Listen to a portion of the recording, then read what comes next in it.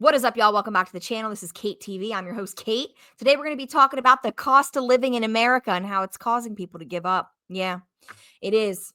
So without further ado, let's let this man talk. People are giving up. As a matter of fact, a lot of people have given up. And when you think about why people are giving up and what they're giving up on, it's not really hard to see why. Because money these days, it doesn't buy you very much. No, it does not.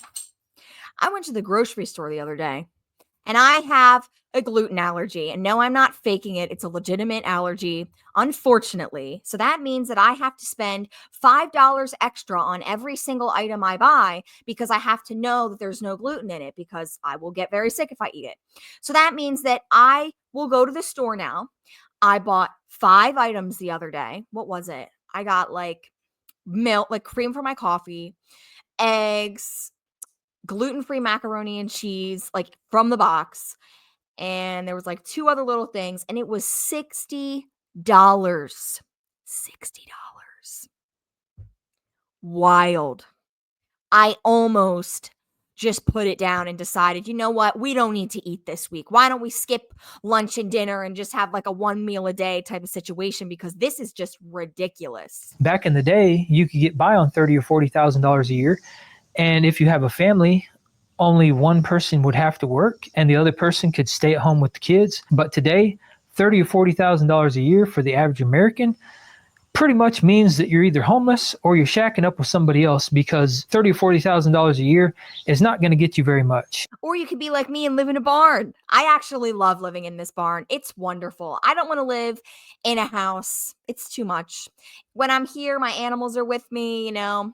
Yeah, there's some allergies, there's some dust, but I prefer it. I like it. My name is Michelle Boisjoli. I am 37 years old. I am a teacher in St. Louis County, Minnesota. I've had to take on a second job just because everything has gotten so expensive. I really feel for mothers in this economy. I am not a mother. Someday I would like to be, but to be honest with you guys, I don't know that I could handle having to do all of these things, like working all the time and then doing this and taking the kids to this and having it all seems like women, mothers especially, are just on an island and they have to do everything alone and everyone expects them to just do everything. And I don't think I can do that. I don't know. Maybe I can. Maybe I'm underestimating myself, but it does not look fun, guys. Absolutely not. I feel for you if you're a mom in this economy. God bless you, honestly. It takes multiple incomes to survive in this economy.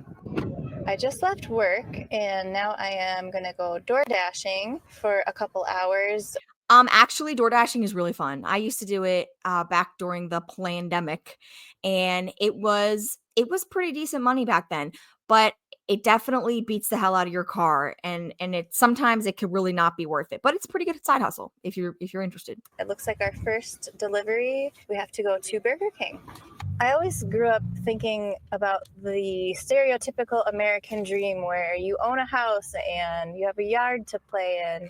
And I think that dream is dying. So people are throwing in the towel and they're deciding that money isn't worth it. As a matter of fact, there's people now living in storage units. Tiny I've seen that. Homes is a big thing. Camping, van life, all these things are ways for people to say, screw money. I'm opting out and I'm going to find other ways to live my life. I'm 26 years old and I live in a storage unit. I've been living in my storage unit for 5 months, y'all. And this shit completely changed my life, bro. Like, man, I didn't plan this, bro. Like, this how I lock my door though, man. Close it, and then it's like a little hole right here, and then close it, and I take my little screwdriver, and I put it in here. And in the same vein, Wow, I feel for him. I'm sure that's a very tough situation to be living in, for sure. people are also giving up on the idea of home ownership because the cost of housing is extremely high, the highest it's ever been. So that is pricing most Americans out of homeownership. 29 years old. I've been a police officer about a year. Let's go. But every day is a struggle for me too. If I still have to worry about my next paycheck, where my next meal is coming from, I'm just like anybody else out there. Wow. And that's the police. That's a government employee. I've been looking at houses pretty much every day. I wanted to buy one for a few years. To put 20% down on a house, that's a lot of money. Even I can't do it, working double shifts. In today's economy, even if I got a second job, wouldn't be able to afford it. You do get defeated knowing that homes are so expensive. After looking today, there's no way they can just keep going up and up and up, because then people won't be able to live. It's just so expensive.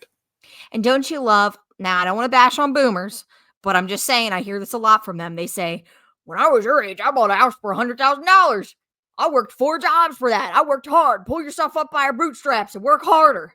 Well, I'm really sorry. Sorry there, Stephanie, but I cannot afford to put all this money down on a house. Like I can't, it doesn't matter how much I work. I'm never going to be able to buy a house for $100,000 like you did. You were very fortunate. No one will be able to afford anything. So in a way, people are choosing not to participate in that, not by choice, but because they're being forced into it, because they simply can't afford a home. And because the cost of home ownership and all the other things we just talked about, as well as health insurance and being sick and food and everything else in our modern world is so expensive, people are also giving up on the idea of being able to retire. At this point, our future is so uncertain that it's unclear whether or not the younger generations are even going to have access to the same retirement benefits that the previous generations had. So I'm going to go ahead and read the writing on the wall and assume that I'm not going to have access to the same type, and that most people won't, and that's going to be kind of, not what I was told. I'm just going to assume that. that means that you can't rely on those systems, and you're going to have to invest or save your way to retirement, which again is a very hard thing considering it's very hard to save money right now. It's basically impossible, like straight up. And I want to just say too, when you're working, like that guy, that police officer working, he probably works, 12-hour days multiple times a week. He does his 40, maybe 50, 60 hours. And to work like that and still not be able to afford a house and still struggle with putting food on the table and still struggling to provide for your kids, it gets to a point where no wonder nobody wants to work. No wonder there are so many young people that say, I don't even want to do it, because they can see, they have eyes. Okay. I know older people, they don't want to believe this, but the young people, we have eyes and we can see what's happening around us. And a lot of us feel extremely discouraged. I know I certainly did. My whole career path has been super all over the place. I mean, I've ended up where I am now, which is pretty cool. And I don't know where I'm going to end up in the future, but I've gotten used to living my life like that.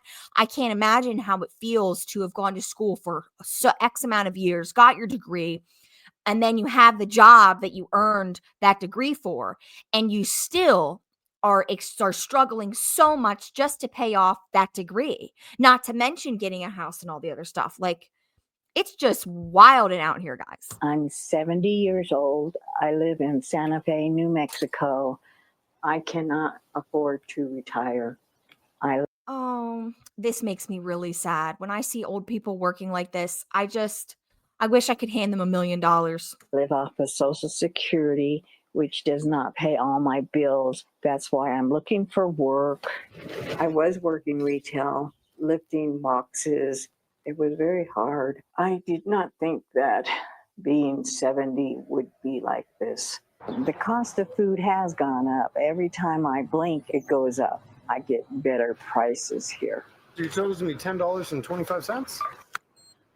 This is where I have a Bible study. We thank you so much for this evening. There are times when I do feel like giving up, and coming to this group helps me continue on. Good. Right. My greatest obstacle right now is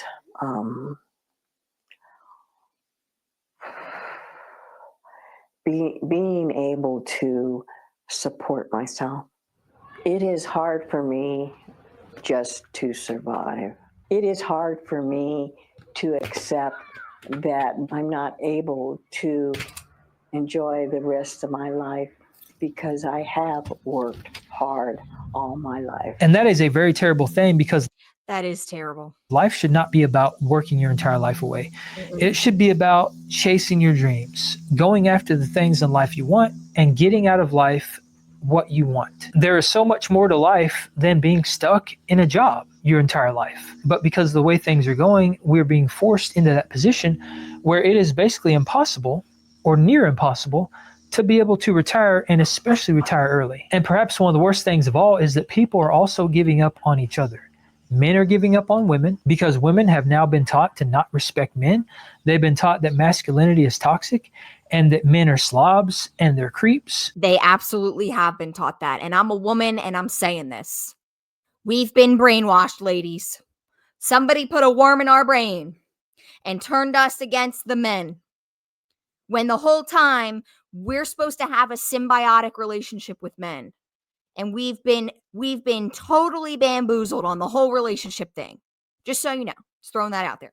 And they can live without them, and that they don't need men. And that anti-men agenda has pushed men away from women. Mm-hmm. Now men are going their own way. They're fed up. They're tired of being berated and mocked and disrespected, and they're tired of not having peace. So that has forced men into a position where they're basically walking away. They're giving up on the idea of being with a woman, being in a relationship, getting married, starting a family, or any of those things. And We're definitely going to talk about modern dating on this channel. We'll make a video on that in the future. that's a two-way street, just like I mentioned, because women are giving up on men and men are giving up on women. And that also means that both parties are giving up on the idea of starting a family. And it's not just the fact that they're giving up on each other that's making people not want to start a family these days, but it's also the way society is set up, because society is very much set up in a way that does not favor the man. In case there's a divorce or something happens with the relationship, the man stands to lose the most, and he is most likely going to lose his family, his assets, and all his money.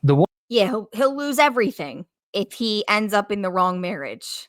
It's a very bad deal for men. I see that, and I agree with it. And I don't agree with it, but I agree with what he's saying is what I'm saying. And it's very sad, and it needs to change. And ladies, it starts with us, okay? We need to stop being man haters. You need to get rid of that programming in your brain thinking that all men are horrible, because they're not.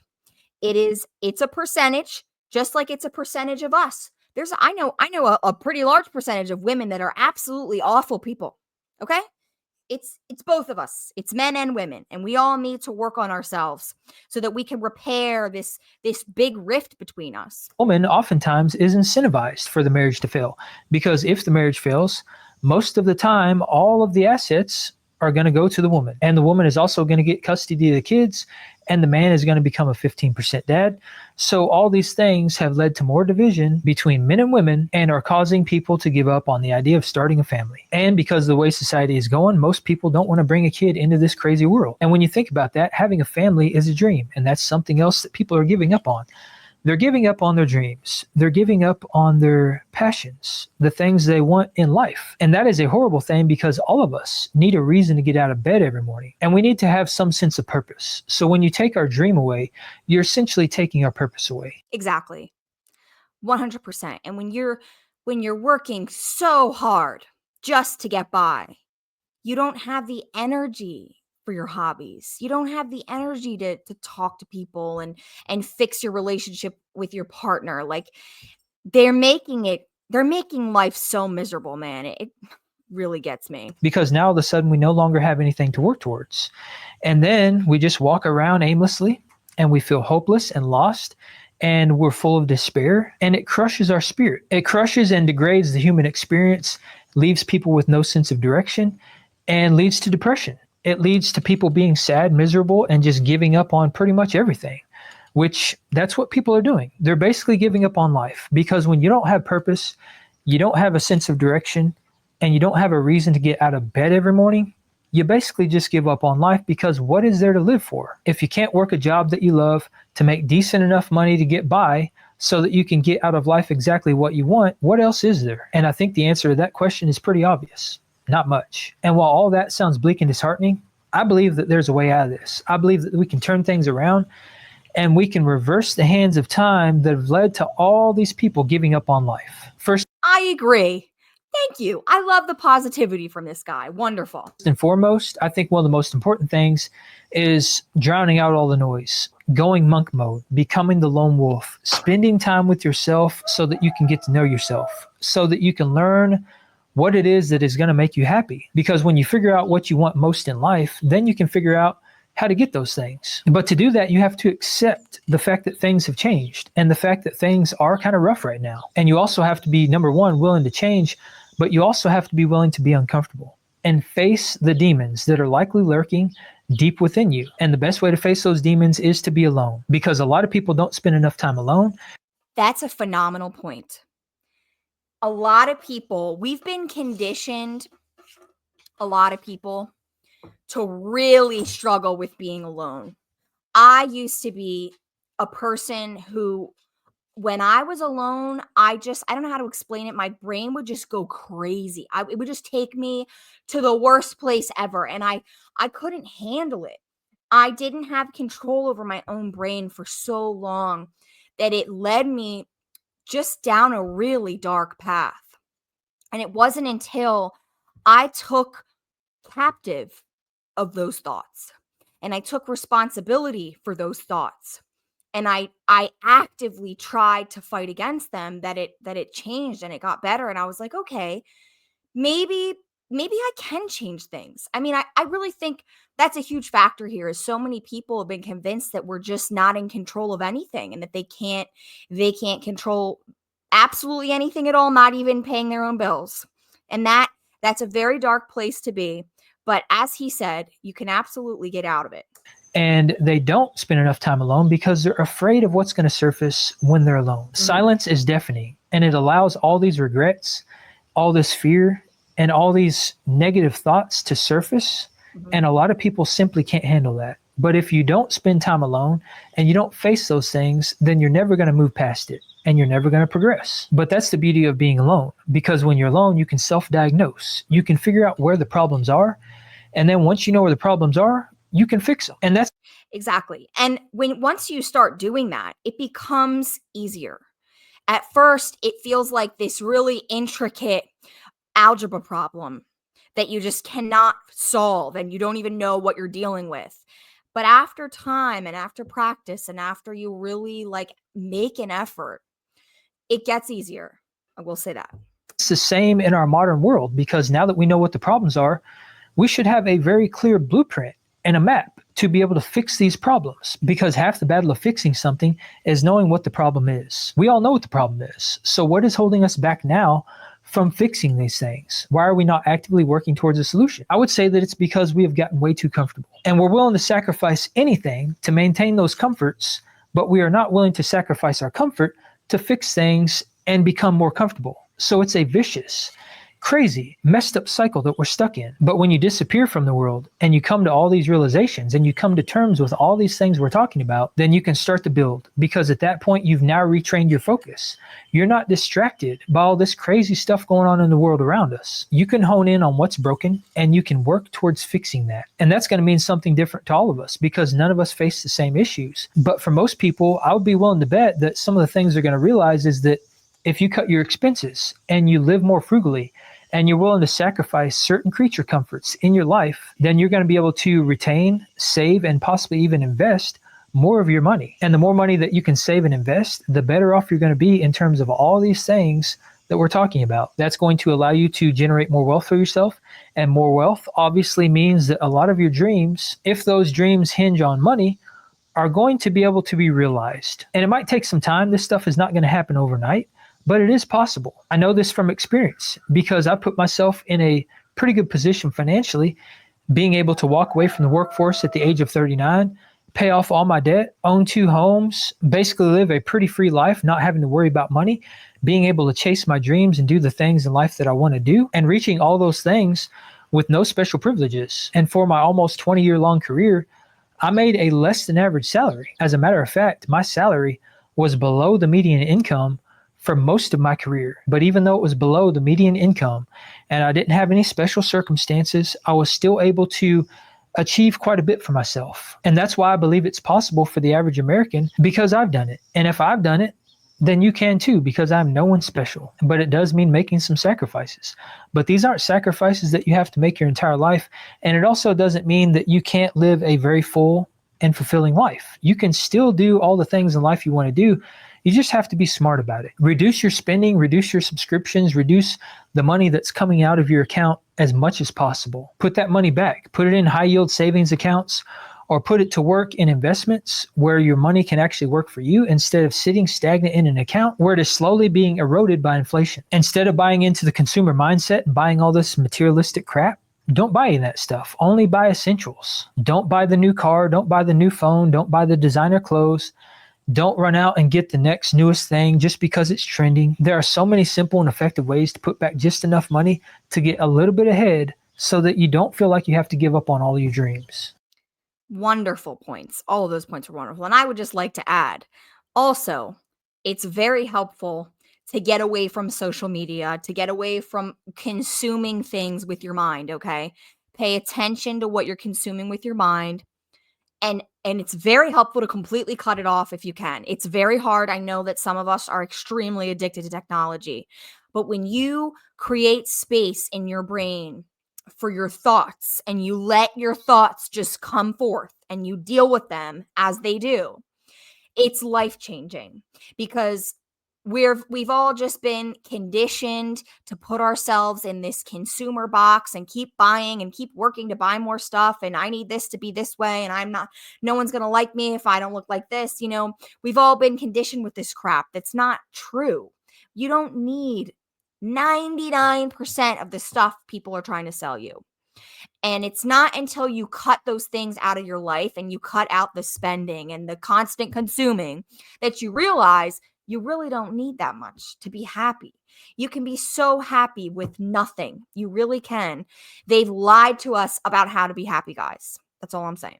And a lot of it just comes down to being creative, doing things that go against the grain, things that challenge the narrative. And in a lot of cases, doing the opposite of what everyone else does. And that's true for not only money, but also in terms of relationships and finding a partner. Because what most people are doing right now is that they're being very divided. They're letting all these agendas and all these narratives come between us. And I can speak on that as well, because I too have given up on the idea of starting a family. And a lot of that comes down to the stuff I'm talking about, the way society is set up, the crazy world we're living in, the fact that it's very hard to make ends meet, and the fact that both partners would end up having to work their entire lives away just to put food on the table. Because I personally don't want to have to rely on the government or some strangers to raise my children. And that's a big reason why I put myself in this position.